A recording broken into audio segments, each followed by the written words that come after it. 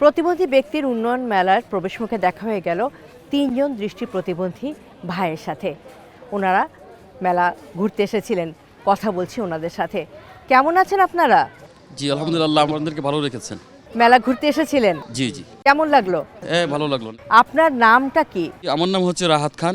আমি চট্টগ্রাম বিশ্ববিদ্যালয় থেকে এলএলবি অনার্স মাস্টার্স কমপ্লিট করেছি এবং এখান থেকে বিএসএড এমএসএড কমপ্লিট করেছি আর কি।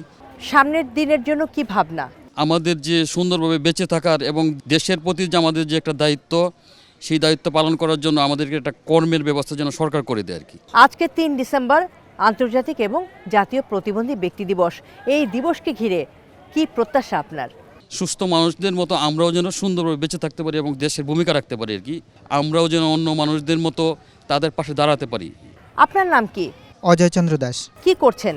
চট্টগ্রাম বিশ্ববিদ্যালয় থেকে অনার্স মাস্টার্স ল থেকে কমপ্লিট করেছি।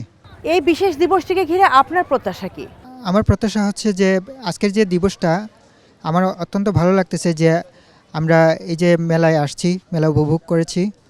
আর আমাদের স্টল আছে কয়েকটা, তো স্টলগুলি দেখছেন এবং এটা ভালো লাগছে। যারা আমাদের সম্পর্কে যারা জানেন না সেটা যে ওনারা জানছেন, আমার কাছে অনেক ভালো লাগছে আর কি। অনেক ধন্যবাদ। আপনার নাম কি ভাই? আমার নাম হচ্ছে মোহাম্মদ মোবারক হোসেন। আমিও চট্টগ্রাম বিশ্ববিদ্যালয় থেকে ইতিহাসে অনার্স এবং মাস্টার্স আচ্ছা কমপ্লিট করেছি। আচ্ছা, এখন কি করছেন? আমি এখন বর্তমানে হচ্ছে আল মারকাজুল ইসলামী যে দৃষ্টি প্রতিবন্ধীদের মাদ্রাসা আছে, সেখানে বাংলা ইংরেজির শিক্ষক হিসেবে বর্তমানে আছি আর কি। চমৎকার। আপনার এই দীর্ঘ পথ চলার চ্যালেঞ্জগুলো কি ছিল? চ্যালেঞ্জগুলো আমাদের ক্ষেত্রে হচ্ছে সবচেয়ে বড় চ্যালেঞ্জ যেটা পড়াশোনার ক্ষেত্রে, সেটা হচ্ছে আমাদের যে পড়াশোনার জন্য যে সামগ্রীগুলো প্রয়োজন হয় সেই সামগ্রী পাওয়া খুব কষ্টকর, এবং আমাদের যে জন্য যে সমস্ত বই পুস্তক বা খাতা কলম যে অ্যাভেলেবল থাকা দরকার সেগুলো নাই। যা কিছু আছে সেগুলো বিদেশ থেকে অনেক কিছু আমদানি করতে হয়, সেগুলোর মূল্য অনেক বেশি, যার কারণে আমাদের যারা প্রতিবন্ধী শিক্ষার্থী আছে তাদের পক্ষে সব সময় এগুলো আমদানি করে পড়াশোনা করা হয়তো বা সম্ভব হয় না। প্রত্যাশা কি? আমার যেটা প্রত্যাশা সেটা হচ্ছে প্রত্যেক বছরই দিবস আসে যায়, আমরা কিছু ভালো মন্দ কথা বলি বা শুনি।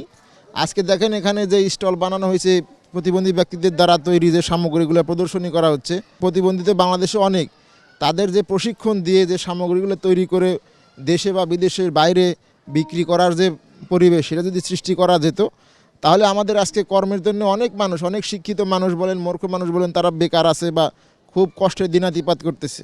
তো আমরা চাই যেটা হোক আলোচনার মধ্যে সীমাবদ্ধ না থেকে কার্যকর কিছু পদক্ষেপ নেওয়া হোক।